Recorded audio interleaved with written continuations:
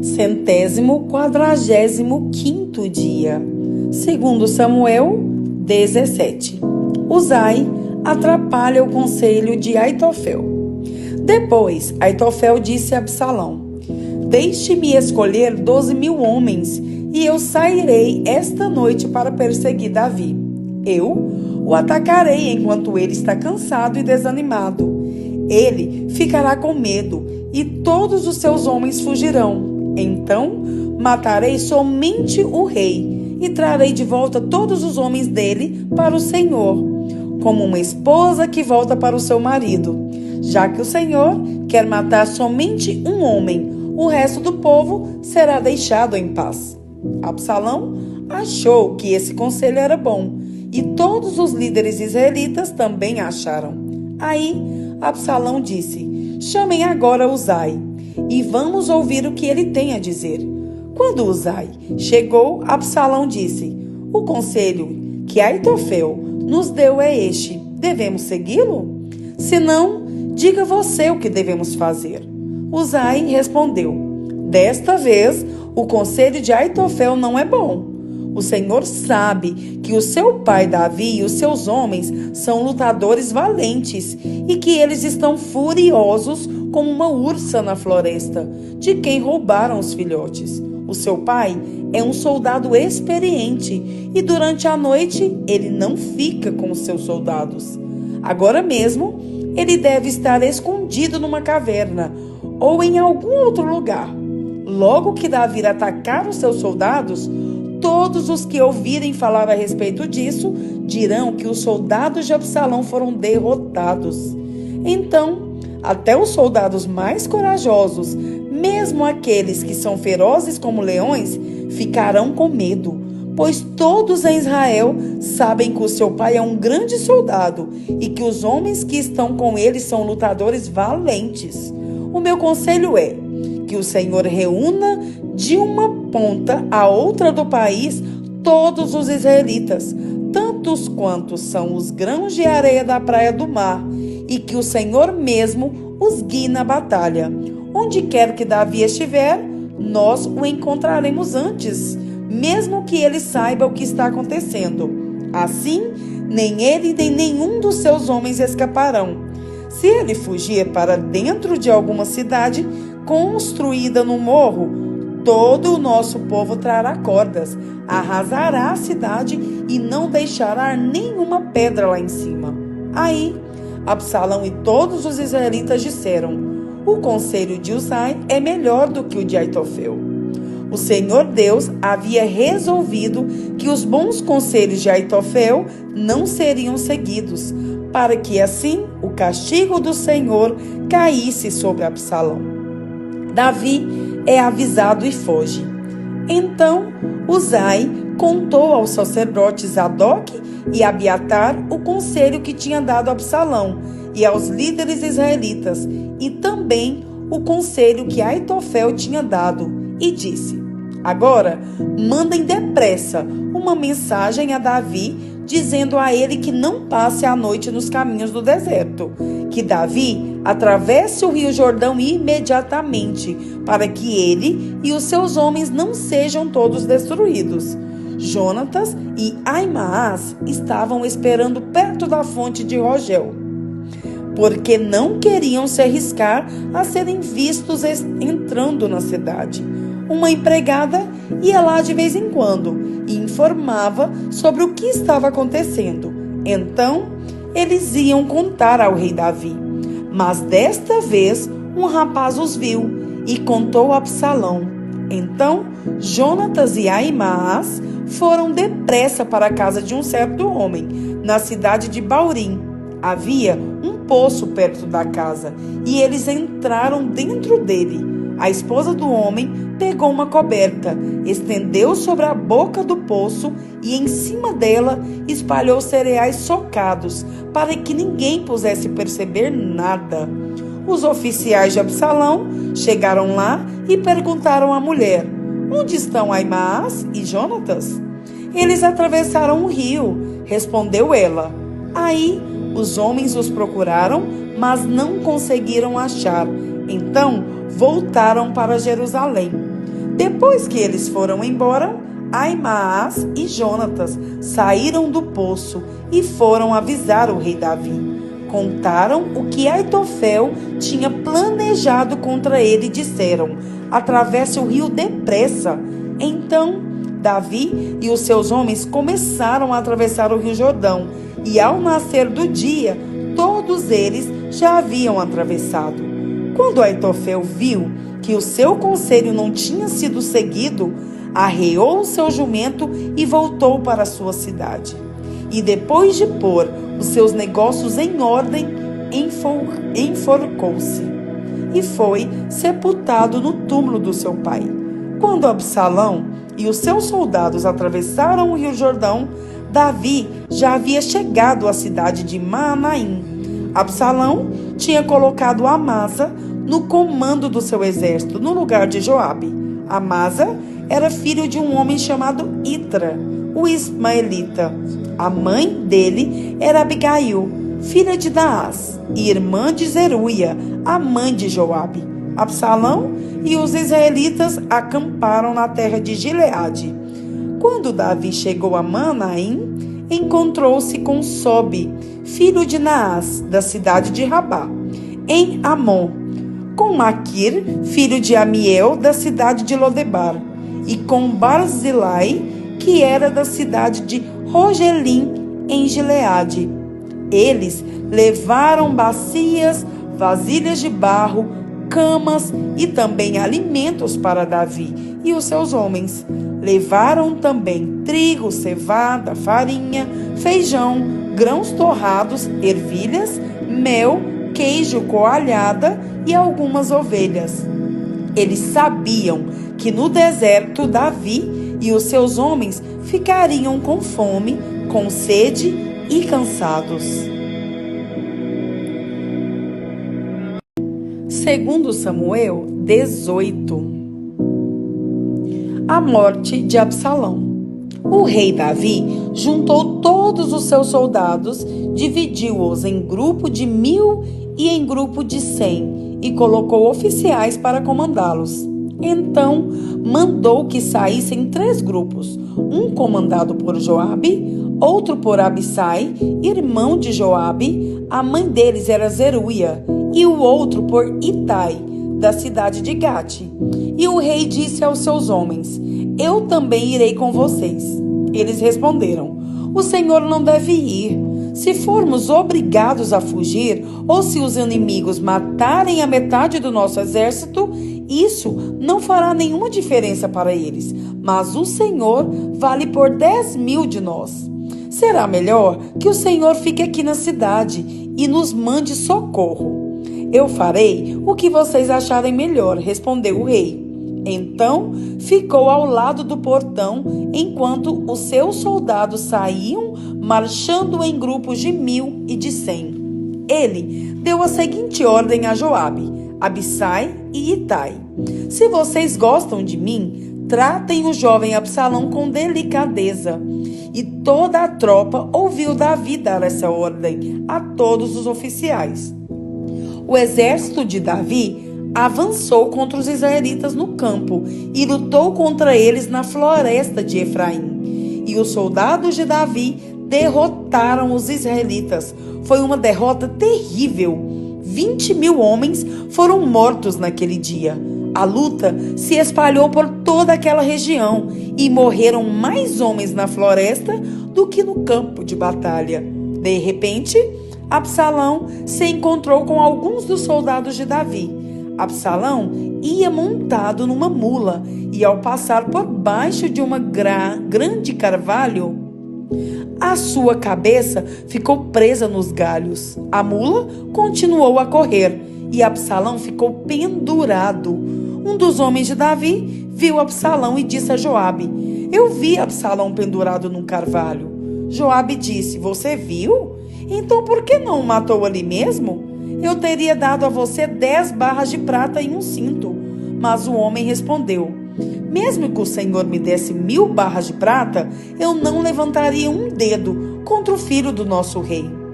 Nós todos ouvimos o rei ordenar ao Senhor, a Abissai e a Itai: se vocês gostam de mim, Tratem o jovem Absalão com delicadeza.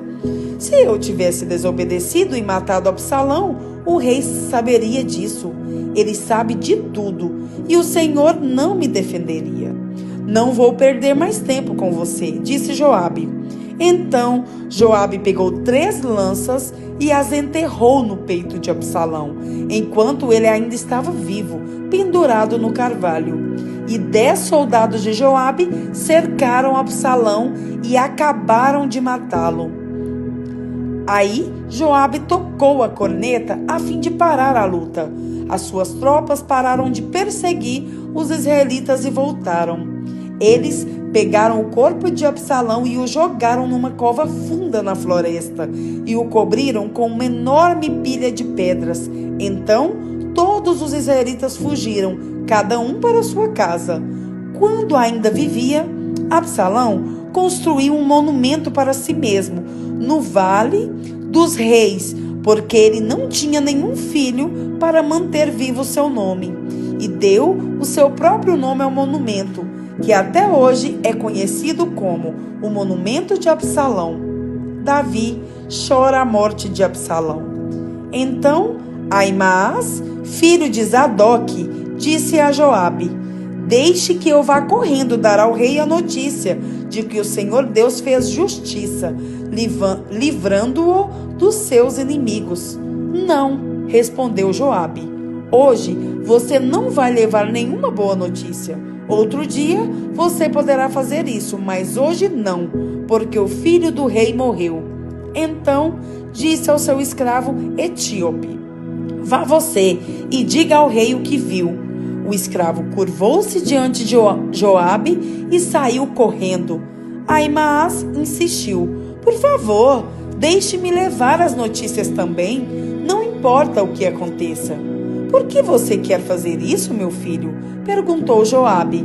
Você não receberá nenhuma recompensa por isso. Aconteça o que acontecer, eu quero ir, repetiu Ahimaás. Então vá, respondeu Joabe. Aí ele saiu correndo pela estrada do vale do rio do Jordão e passou na frente do escravo etíope. Davi estava sentado entre o portão que dá para fora da cidade e o que dá para dentro. O vigia subiu para o alto da muralha e ficou no terraço do portão. Ele olhou para fora e viu um homem correndo sozinho. Então avisou o rei. E o rei disse: se ele está sozinho, vem trazendo boas notícias. E o corredor veio chegando. Então o vigia viu outro homem correndo sozinho e gritou para o guarda do portão: veja, vem vindo outro homem correndo. Este homem está trazendo boas notícias, respondeu Davi. O vigia disse: pelo jeito de correr, o primeiro homem deve ser Ahimaás, filho de Zadok. Ele é um bom rapaz, disse o rei, e deve estar trazendo boas notícias. Ahimaás gritou para o rei: tudo vai bem. Então ajoelhou-se diante dele e encostou o rosto no chão, dizendo: que o Senhor, seu Deus, seja louvado, pois lhe deu a vitória sobre aqueles que se revoltaram contra o Senhor. O jovem Absalão está bem? Perguntou o rei. Ahimaás respondeu: no momento em que o seu oficial Joabe me mandou vir, eu vi uma grande agitação, porém não sei dizer o que era.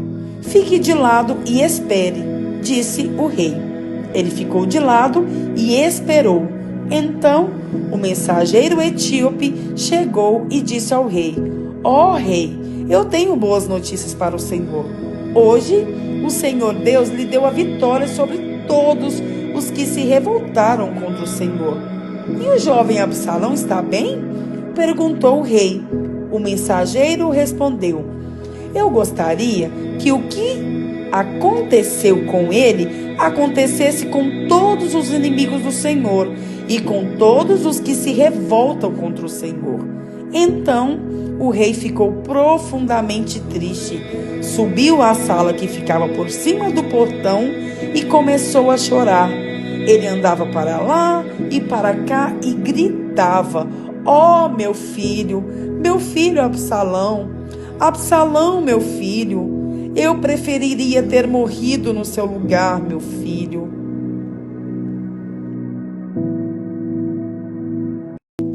Salmos 96. Louvor a Deus, o Rei. Cantem uma nova canção a Deus, o Senhor. Cantem ao Senhor, todos os povos da terra. Cantem ao Senhor e o louvem. Anunciem todos os dias que Ele nos salvou. Falem da sua glória às nações. Contem a todos os povos as coisas maravilhosas que Ele tem feito. O Senhor é grande e merece todo o nosso louvor. Ele deve ser temido mais do que todos os deuses, pois os deuses das outras nações são somente ídolos, mas o Senhor fez os céus. Ele está cercado de glória e majestade, poder e beleza enchem o seu templo. Louvem o Senhor, todos os povos da terra, louvem a sua glória e o seu poder. Deem ao Senhor a honra que Ele merece. Tragam uma oferta e entrem nos pátios do seu templo. Curvem-se diante do Santo Deus quando Ele aparecer. Trema diante dele toda a terra. Digam em todas as nações: ó Senhor, o Senhor é Rei. A terra está firme no seu lugar e não pode ser abalada. Ele julgará os povos de acordo com o que é direito. Alegre-se a terra e fique contente o céu. Ruja o mar e todas as criaturas que nele vivem. Alegrem-se os campos e tudo o que há neles. Então, as árvores dos bosques gritarão de alegria diante de Deus, o Senhor, pois Ele vem governar a terra. Com justiça e sem parcialidade, Ele governará os povos do mundo. Salmos 97. Deus, o Senhor do mundo. O Senhor Deus é Rei. Alegre-se a terra. Fiquem contentes, ilhas dos mares. Em volta dele há nuvens e escuridão. As bases do seu reinado são a honestidade e a justiça. Na sua frente vai um fogo que queima os inimigos ao seu redor. Os seus relâmpagos iluminam o mundo. A terra vê e treme.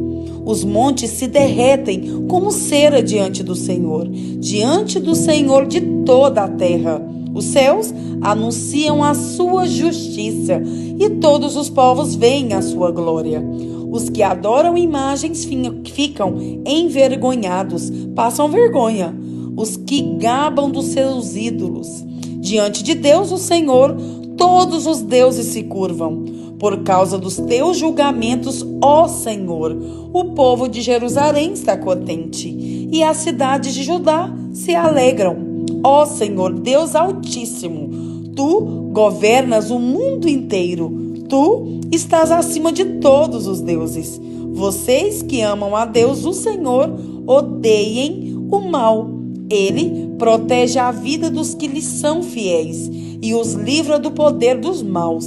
A luz ilumina a vida dos honestos e a alegria ilumina o caminho dos que obedecem a Deus.